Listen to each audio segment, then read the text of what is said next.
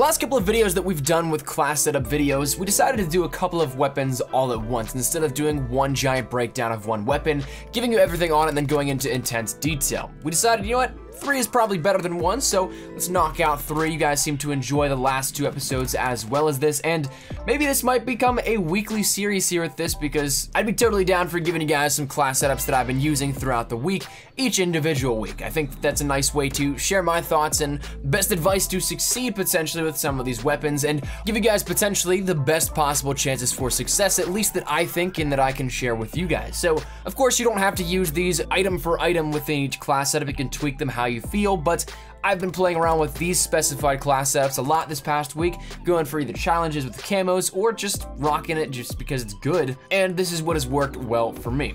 So that said, hopefully you guys enjoy the idea of doing these weekly, and then hopefully these can help you out in some way, shape, or form, to which, if they do, feel free to tweet me your results or comment down there in the comment section down below. But all that said and out of the way, let's jump right into the class setups. Now the first one is one that we've talked about in passing, and one that we mentioned once again briefly in a video a couple of days ago, but that being the grease gun. This giving you a more breakdown though of that class setup and giving you guys exactly what I want on this and why. But this class setup is one that, once again, I had a love-hate relationship, I think, with this, especially during the launch of the game. I played with this a ton in the beta, absolutely loved it, but come launch, just wasn't really too fond of it for some reason. It just didn't feel like the same weapon that we had in the beta, which is very much so possible, and thus I didn't use it as much. But now going through and trying to complete all my challenges for Chrome and everything, I've come back to it at this point just so I can knock it off the list, and it's not half bad whenever you put the right things on it. So with this, we're gonna be running with the natural airborne class, and unlike some of the other class setups that we've done in the past, we're not gonna really be deviating all that much from the class setups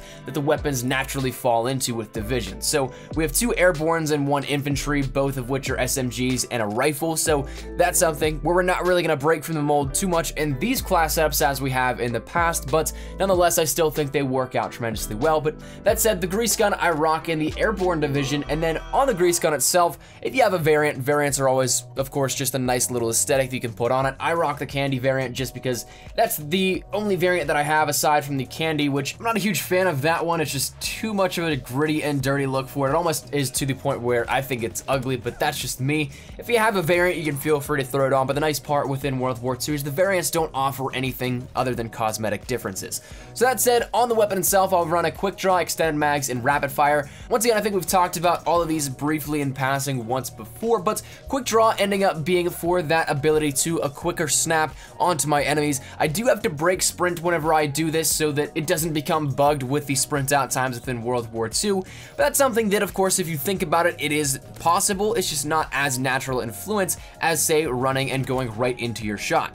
Then I'll rock extended mags on this simply because I don't like to have to reload every 2-3 kills, and plus, since I'm not running infantry or forage, I don't have those extra magazines to give me those extra shots that I could use if I'm staying alive. So extended mags, while you don't necessarily get more magazines in terms of the quantity, you get more shots per magazine, and as a result, you end up having more overall and in your reserve. So that's something that I think is definitely worthwhile to run. And then rapid fire makes this something that brings up the grease gun's rate of fire to a more level playing field. Something that the grease gun's fire rate is probably its biggest deterrent, but if you bring that up in line a little bit closer to the other SMGs, it of course is a nice way to level the playing field. Now, as for the secondaries and the basic trainings, I didn't realize until I wrote this list out entirely just how much of an overlap these are between each class, and really how much I need to break my own current mold for what I use on primarily a lot of my class setups. But that said, we're gonna be running, you probably guessed it, primed as the basic training for that 3rd extra attachment.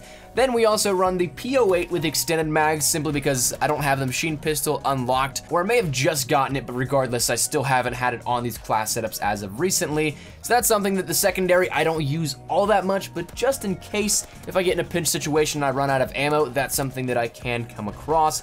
as something that is useful. And then a frag grenade is, of course, what closes out this, as I can just chuck it if I know somebody is in an area. I can try and flush them out. I can try and trap them in a corner and blow them up. Whatever it may be though, we end up having the option to use it. So that said, that is gonna round out the first class setup, the grease gun. I think a very mobile weapon and one that is pretty underrated, as we mentioned in a video a couple of days ago. But that said, give it a shot, let me know your thoughts. But the second one is one that has actually been asked of me quite a few times on Twitter, in stream comments, in regular comments for class setups. So I finally ended up buckling down and figuring out one that I genuinely love that I think you guys will as well. That is the Sten, and once again, this is a DLC weapon, so maybe you don't have it, but if you act quickly, you can end up getting it or activating the contract and order from Major Howard. I forget what the rotation is exactly, so I couldn't tell you what today's is versus what tomorrow's and the next day's is, but that's something that keep your eyes out because it's on a 5-day rotation, so you can end up getting it for free if you don't have it already, just for completing matches. But this, once again, we're gonna stick within the Airborne division, and on the Sten, once again, if you have a variant, totally worth it. The Rooted 2 variant is beautiful, absolutely love it. But on the Sten itself, I will rock a quick draw, steady aim, and extended mags. Pretty self-explanatory for these ones, and something that once again kind of falls in line with some stuff that I've previously recommended on different class setups, but it works. Quick draw, once again, the ability to get your weapon up faster is always nice. Again, you have to break sprint because the sprint out times are bugged, they don't work together, but it's something that is manageable, and especially if you take it a little bit slower pace and you're not sprinting around at every single corner, that's something that you're already gonna have the natural jump up as is. Steady aim works well with the natural base of the Sten, simply because the Sten has a decent hip fire spread to begin with, but whenever you end up shrinking that with steady aim, it's something that you can use the hip fire incredibly to your advantage. That's something that if you end up getting in a closer quarters engagement with a player, you can end up taking them out without having to worry about aiming down sight and them strafing back and forth on you, because you'll just have that hip fire available ready. You can see right where they are, you can get up close and personal and hopefully take them out. Or if you end up having a situation where you need to hip fire just for whatever reason and it's at a little bit more of a distance, this should at least help you stay on target a little bit more. Now the final thing is that once again I rock extended mags on this because I'm not a huge fan of the base Sten amounts of ammo, and as like we mentioned with the grease gun, extended mags affords you a few extra shots per magazine, though you don't get an actual increase in the amount of magazines. The increase in the amount of shots per magazine is something that in total gives you a handful more in the ammunition department, so you can hopefully stay alive a little bit longer, you can stay on a streak a little bit longer, and so all of that works together, I think, quite well. Now, of course, once again, like we mentioned, primed is the basic training with the PO8 and extended mag, something that I'm gonna have to try and break my mold consciously because I just kind of gravitate towards those as is. But for these ones, I think they work out well. And of course, the frag grenade to close it all off is something that, as always, I rock on that as well. But definitely something that gives you a nice little advantage if you need to break away from just using your base of your primary weapon.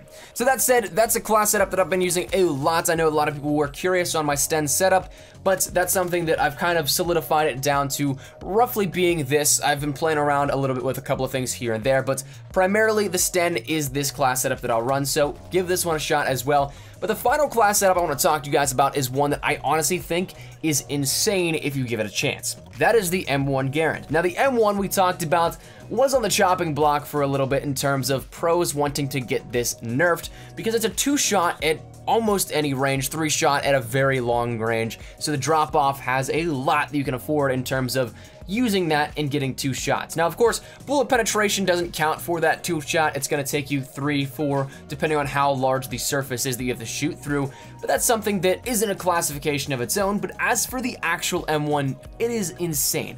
It is something that if you can end up having that map awareness, you can end up getting the trigger finger off and you have the right attachments on, you can drop some bombs. And actually in the gameplay you're watching now, you're probably not gonna see the full thing because unlike the class setups we've done previously, we're not showcasing multiple gameplays in their entirety with it. We're showcasing just a little bit to keep it more so we can end up talking about more weapons in one video than just one. But the gameplay in the background, I actually almost drop a V2 rocket on Aachen with this. I ended up having probably been just a few kills off. My paratroopers got a little bit, but not all that many compared to the grand scheme of things. And a couple of games later, we ended up dropping a Car 98 V2, if that's something that maybe you want to see that class setup at a later point, maybe for next week's week's episode. But that said, I digress. The purpose of mentioning this is that you can shred with this thing. You just need to have the right loadout, the right lobby, and of course, the right awareness on the map. So for this one, like we said, we're sticking within the parameters of each weapon and what they naturally fit into, that being the infantry division. Gives us, of course, the better strafing speed, the more magazines, and the extra attachment slot. And with primed, which once again, we're going to be rocking on this class setup, I'm gonna change this, I promise, in a future episode here of these class setups, but we end up having 4 attachments to work with on the M1, these being quick draw, high caliber, rapid fire, and extended mags. Quick draw, of course, for what we've already mentioned, high caliber because it gives that extra headshot lethality, so while it doesn't necessarily make all that much difference on the M1 compared to some other weapons, because it is a 2-shot naturally, it just affords you that extra damage bonus if you have a headshot, which can always be nice and something that is always useful. So if you end up having to switch to your secondary or something, it just is a 1-shot of a pistol as well. Rapid fire is another huge thing that is important on this, because like the carbine, it is something that the rapid fire is, I don't recall if it's actually capped, but I do recall that the fire rate was incredibly slow, and it was something that was almost a crutch at that, so that you had to use rapid fire to make it anything worthwhile. But rapid fire is something that, of course, is very nice. It unlocks that fire rate cap to at least something that is a little bit more manageable, and is something that I think is definitely needed on this class setup. Now, the last thing that I run is extended mags, which of course gets rid of the iconic ping because you replace the end block clip that you end up placing in your weapon with a box magazine, which is unfortunate that you don't get that iconic sound, but it is something that I will definitely take the trade-off of having more shots available to this, because you do run out of shots quite quickly. So that's something that if you can end up affording not reloading every 5 seconds, I'll take it. I can end up getting 3, 4, sometimes 5 kills per magazine with this, instead of just the probably 2 or 3 with the end block clip of the normal weapon. Now that said, to finish off this class setup, we end up having primed, of course, giving us that 4th attachment. Then we have the PO8 with extended mags and the frag, which again, I apologize that I just now catch this after writing it all out and commentating it, that these secondary sorts of things are all pretty much the same compared to others, but that said, I don't use them all that much, so it's just something that is there for me, not necessarily the prime focus. But that said, that is 3 class setups, and I really think that you guys can flourish with them. I think you guys can thrive. So that said, I'd love to get your thoughts and feedback down there in the comment section down below. What do you guys think of these class setups? And if you guys give them a try and you guys are killing it, feel free to let me know over on Twitter, down there in the comments, wherever it may be. I'd love to hear your thoughts on this. I always love to get your feedback on these, and of course, if you guys have any tweaks, you can let me know in the comments as well. But that said, hopefully you guys enjoyed the video, and if you guys did, make sure you drop a like down below, and of course, if you guys are new to the channel, make sure you guys subscribe so you don't miss a single thing regarding Call of Duty World War II. We're gonna be killing it with the content coming up here, so hopefully you guys enjoy best class setups, tips, tricks, news, information, breakdowns, DLC ones on the horizon, so if any of that interests you, make sure you hit that subscribe button so you don't miss a single thing. And finally, if you guys want to follow me over on Twitter, that's the best place to get connected with me outside of YouTube. Practically live on Twitter, so if you guys want to strike up a conversation, ask me a question, whatever it may be, link is down there in the description below. But all that said, now, boy, hope you guys have a fantastic day. Thanks so much for watching. My name is Espresso. I'll see you guys later. Take care, and peace.